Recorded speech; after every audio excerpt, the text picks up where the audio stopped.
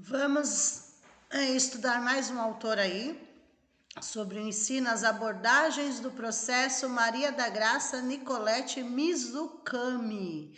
Ela já caiu em outros concursos públicos aí, ok? Ela vai falar sobre as abordagens, as teorias, né, do ensino. Veja, capítulo 1, ela traz a abordagem tradicional, no 2, comportamentalista, 3, humanista, 4, cognitivista e 5, sociocultural. Conforme a pesquisa dela, as duas últimas abordagens aí é a preferida dos professores, tá? Cognitivista e sociocultural, ok? Mas ela vai comentar sobre as características de cada uma delas. Vamos lá. Na abordagem tradicional, as características gerais, né? Na abordagem tradicional, o homem, né, é visto como acabado, como pronto, e o aluno é o adulto em miniatura. E o ensino é centrado no professor, ok?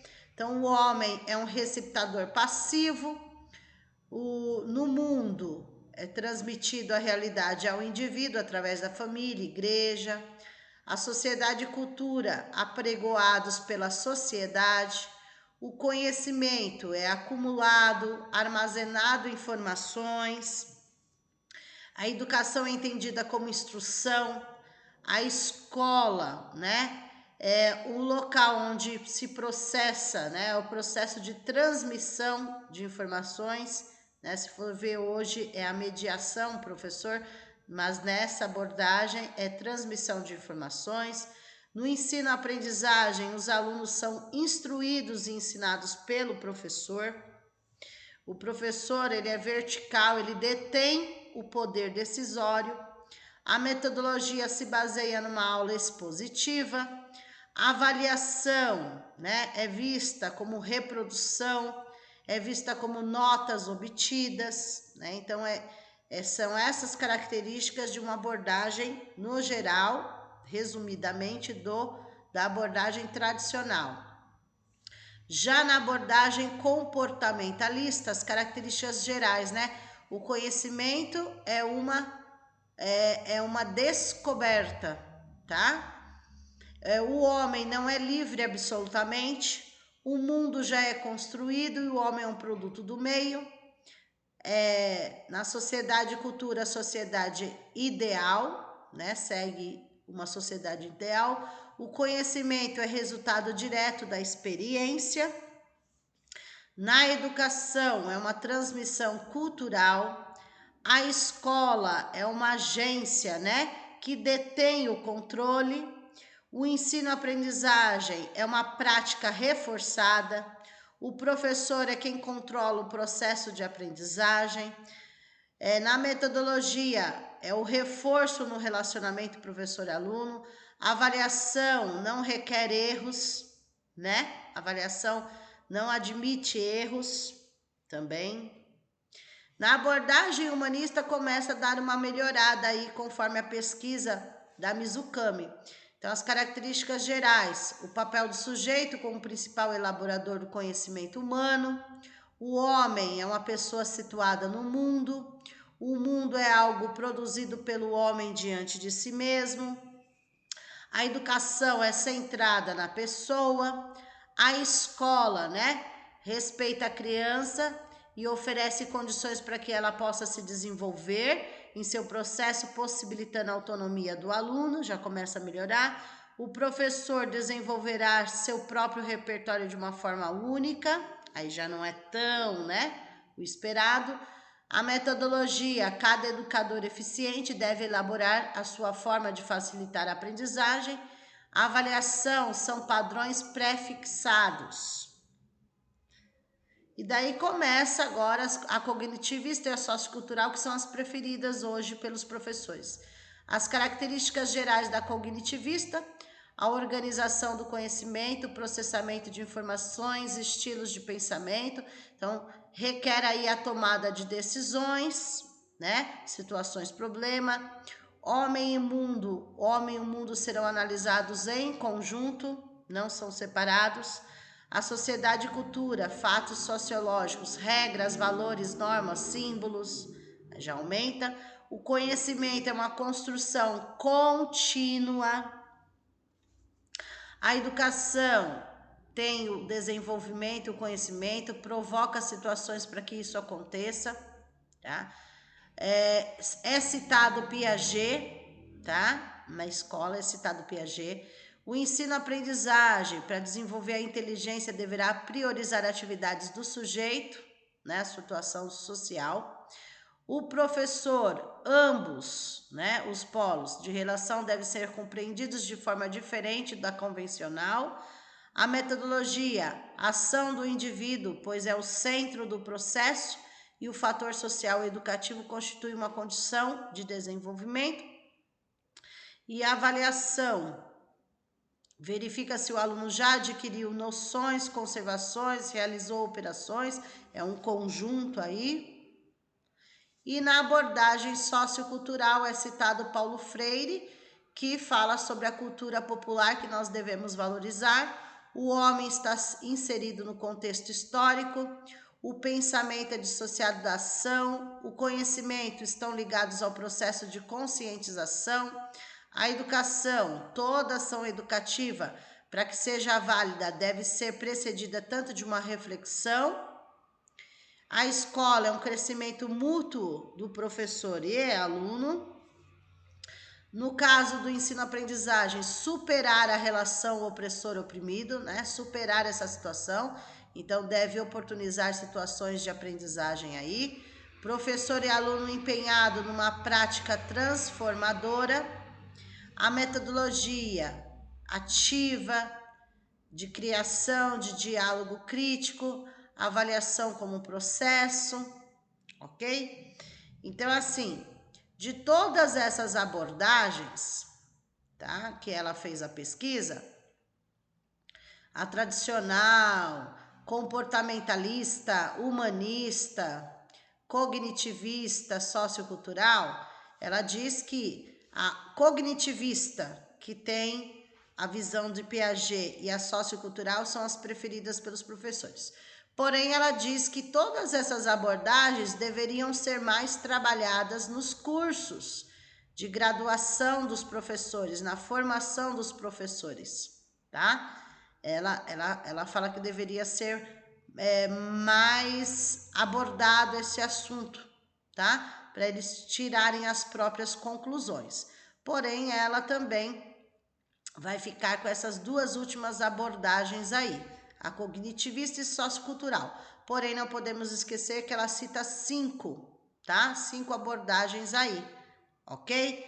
Ela cita tradicional, comportamentalista, humanista, cognitivista e a sociocultural. São 5 que ela cita, ok? Então, aí vocês têm a Mizukami. Vamos para a próxima, Esther Grossi. A Esther Grossi, ela vai falar sobre as hipóteses silábicas. Então, ela fez o primeiro volume para pré-silábico, o segundo volume, que é o nível silábico, e o terceiro volume, que é o alfabético. Lembrando, ela divide o pré-silábico em silábico 1 e silábico 2. O silábico tem valor, né, sem valor e com valor, e o nível alfabético. Vamos lá. O pré-silábico, a criança supõe que a escrita é uma forma de desenho e se utiliza de desenhos e rabiscos para escrever. Para ela, leitura é interpretar as imagens. As crianças neste nível não compreendem palavras escritas e nem letras isoladas. As letras são objetivos que nada têm a ver com escrita, tá? Isso no nível 1. No nível 2 pré-silábico, a criança começa a perceber que se pode escrever com as letras, utilizando assim a letra inicial do seu nome para formar palavras, e palavras diferentes ela utiliza de outros caracteres. Para a criança neste nível, só se lê em palavras se a mesma tiver 3 letras ou mais. Hipótese da quantidade mínima de letras. Então, assim, é uma pesquisa da Esther Grossi. Ela teve, sim, as precursoras é a Emília Ferreira e a Ana Teberoski. Porém, ela tirou as próprias conclusões dela, tá? Então, assim, em geral, o pré-silábico começa com as garatujas, com os desenhos, com os rabiscos, né? Através de imagens aí, no geral. Depois, ela vem falando do nível silábico. A criança começa a desvincular a escrita de imagens e começa a pensar numa ordem de letras para as palavras, utilizando muitas vezes uma única letra por sílaba, ou, quando é escrita de frase, se utilizar de uma letra para cada palavra. O conflito maior neste nível é o da leitura, pois não saber ler o que escreveu gera dúvida se está escrevendo corretamente, tá? Em geral.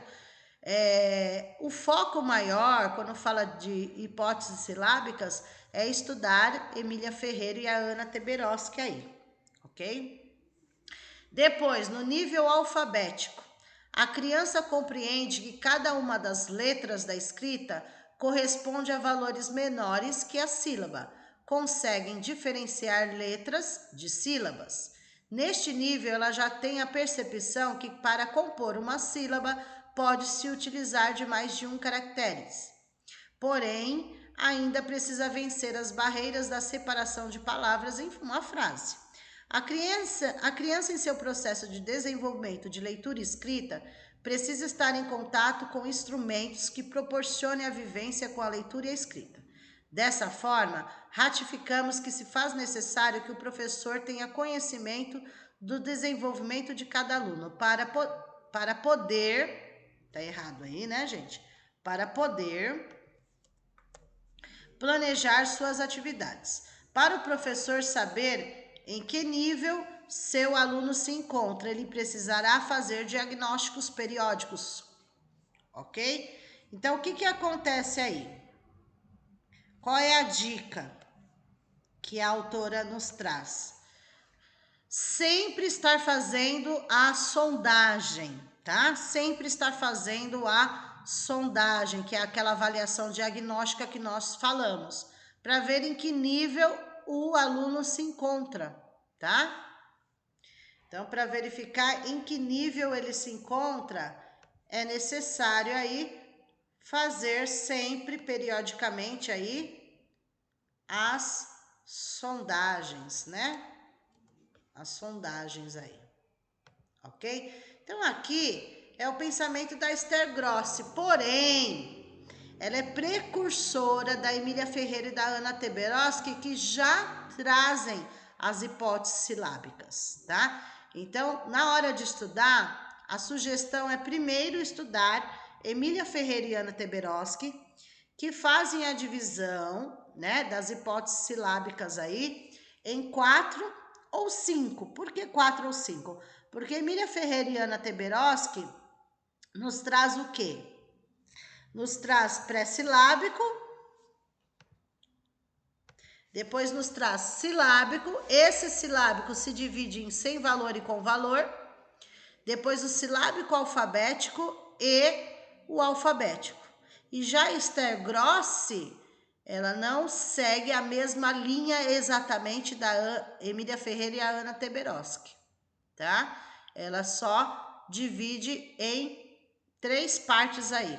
Pré-silábico, que divide em 2, o silábico em geral e o alfabético. É assim que a Grossi vê, tá?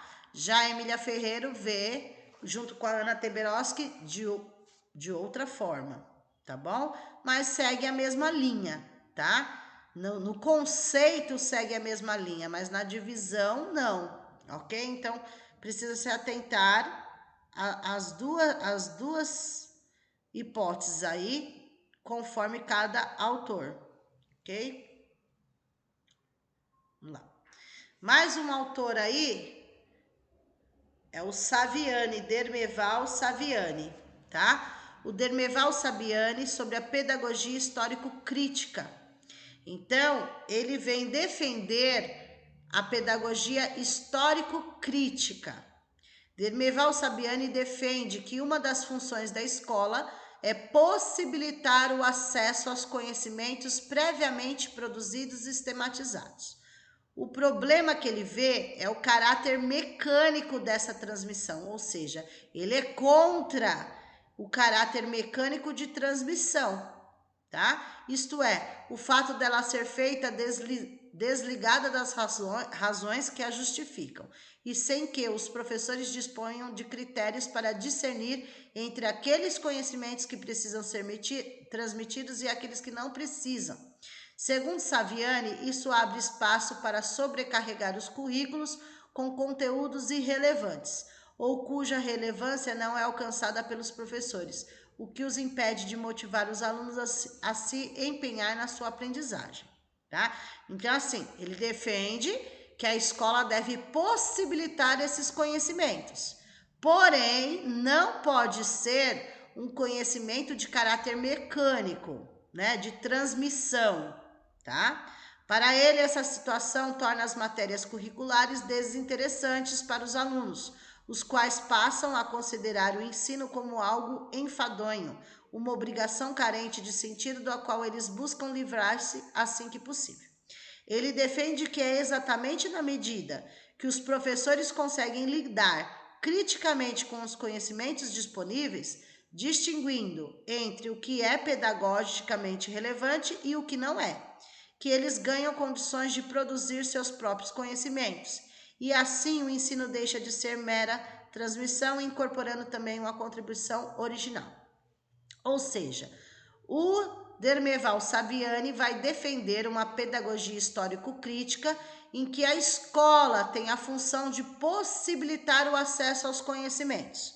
Porém, para isso, os professores devem pedagogicamente verificar até que ponto aquele conteúdo é relevante para ser ensinado ou não naquele momento, tá? É essa a visão dele.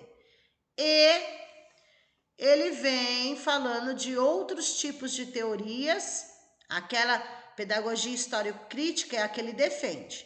Porém, ele fala que ainda existem teorias não críticas, que são as pedagogias tradicional, nova e tecnicista, tá? Que são não críticas, pois as mesmas acreditavam ter a educação o poder de determinar as relações sociais. Então, ele é contra as teorias não críticas e é a favor da pedagogia que ele defende, que é histórico-crítica, ok? Então, se na prova cai alguma coisa, que tipo de pedagogia Dermeval Saviani defende, é a pedagogia histórico-crítica.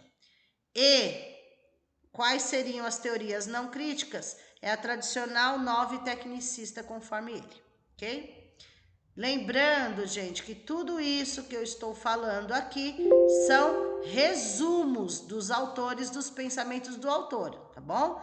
A Mizukami, que traz as abordagens, 5 abordagens aí, tradicional, comportamentalista, humanista, cognitivista, sociocultural. Aí nós temos a Esther Grossi, que traz da forma dela 3 volumes aí de alfabetização, pré-silábico, silábico, alfabético. E o Dermeval Saviani, que vem defendendo a pedagogia histórico-crítica aí, ok? Vamos a mais uma autora, que é a Abramovic, que traz sobre literatura infantil, a importância da literatura infantil. Então, no livro da Abramovic, ela trata de diversos assuntos e ressalta a importância da literatura infantil, desde o ouvir, olhar histórias, ilustrações, humor, poesia para crianças, contos de fadas e o seu papel fundamental para a criança, o desenvolvimento da apreciação crítica da leitura e a importância da biblioteca. Ela defende a literatura infantil como um todo e a importância de ter uma biblioteca em sala de aula, fora da sala de aula, a importância de ouvir histórias na formação da criança, de escutá-las é o primeiro passo para a formação de um leitor, e que ser um leitor não é simplesmente ter o hábito de ler, e sim, conforme Abramovic, ter um caminho absolutamente infinito de descoberta e de compreensão de mundo. O primeiro contato de uma criança com o texto é feito oralmente, Ler histórias, além de estabelecer estes primeiros passos, é instigar o imaginário. Ouvir histórias ainda pode despertar emoções importantes como medo, raiva, tristeza, irritação, bem-estar e ainda que através das histórias podem descobrir outros lugares. Contar uma história não é meramente o ler em voz alta. É necessário que haja um conhecimento prévio da obra, que irá ser realizada a leitura, que se deve mostrar familiarização com aquilo que se lê. Ou seja, não tem como se contar uma boa história colocando tempos no texto onde não há, demonstrando estranheza de palavras que compõem um texto. O narrador tem que transmitir confiança, motivar a atenção. Pode-se ler qualquer história para crianças. O que não pode é ler de qualquer jeito. Aproveitando o texto da melhor forma possível, criar um clima de envolvimento, de encanto, que se saiba respeitar as pausas, prolongá-las quando necessário, como respeito ao tempo de imaginário de cada criança. Não precisa ter pressa para acabar, e sim se deleitar em cada página. Deixa eu arrumar aqui, tá errado aqui. Então, eu já vou explicar aqui, gente. Deixa eu só... professor, aí vê uma palavra errada, né? Não deixa... deixa eu só ver aqui que tem uma palavrinha que ficou errado aqui. Deixa eu ver qual que é, tá faltando um acento. Aqui, a crítica. Professor é fogo. Aí quando não dá tempo de olhar o texto antes, como aconteceu aqui, né? Acaba passando alguns erros despercebidos aí. Então, assim, conforme a autora Mavrovic, né? É importante a leitura para a criança desde pequenininha. E quando ela fala de literatura infantil, é geral, vários gêneros, contos de fadas, poesia, que a criança tenha contato, que o professor conte uma história, mas escolha antecipadamente, né? Escolha livros adequados à faixa etária da criança. É importante esse contato com a criança, que ela tenha contato com o livro, com as ilustrações, com as imagens, né? O conto de fadas, um poema, em geral, né? Todos esses. Então, a criança precisa ter esse contato, é importante para a criança, ok? Aí foi feita uma entrevista aí com a Mavrovic. Como estimular a leitura entre crianças de 7 a 9? Contar histórias com paixão e não forçar a barra são formas de estimular a leitura. Muitos alunos de 40 anos atrás já me encontraram pela vida e ainda lembram do jeito como eu contava histórias. Eles não esquecem, porque isso os marcou. Ler não pode ser hábito, tem que ser vício. E contar histórias, ler para as crianças ajuda a viciá-las. Por que nessa idade histórias de terror fazem tanto sucesso? O que exatamente mobiliza o interesse delas por esse tema? Não acho que sejam apenas histórias de terror que interessam as crianças nessa faixa etária. Elas gostam de ler histórias engraçadas, tristes, de suspense, de comédia. O que realmente as prende é a emoção. Mas os monstros representam o medo das crianças e talvez por isso algumas gostem tanto desse gênero literário. A criança dos anos de 1970 não é a mesma de hoje. O que mudou? O que elas liam há 30 anos? Lia-se mais naquela época? Deixa eu colocar só um minutinho, gente. Lia-se mais naquela época? E ela responde: boas histórias atraem as pessoas através dos tempos. Não me consta que as pessoas deixaram de gostar das histórias da Bíblia ou de fadas. Não acredito que apenas as crianças leem menos. No sistema escolar, quem está lendo menos são os educadores, e eles influenciam bastante a leitura junto à garotada. Hoje, criam-se salas especiais de leitura com professores especializados, cursos de mediação de leitura e mais uma série de recursos. Nesse processo, aquilo que era uma simples gostosura, sentar no chão e contar histórias, acaba se perdendo. O que mais atrai em suas obras? Meus livros fazem sucesso porque são engraçados, não tem lição de moral e são escritos em linguagem coloquial. Mas faz apenas 10 anos que escrevo para o público infantil. Antes escrevia para jovens e antes ainda para educadores. Escrever para crianças não é fácil. É preciso ritmo e poesia, além de saber contar uma história com poucas palavras. Vejam, então a Mavrovic dá dicas aí de como ler uma história, dar prazer pelaquela história, dar emoção naquela história para as crianças, ok? Então, esses 4 autores, eles caem em vários concursos públicos, porém, esse vídeo está sendo gravado para o pessoal que vai prestar o concurso de Suzano, mas ele serve para qualquer outro concurso que tenha na bibliografia estes autores, tá? Então, nós vimos aqui a Mavrovic, nós vimos a Esther Grossi, nós vimos o Dermerval Saviani e vimos também a Mizukami, ok? Os demais autores, né, posteriormente serão enviados a vocês. Então, a gente vai fechar aqui com estes.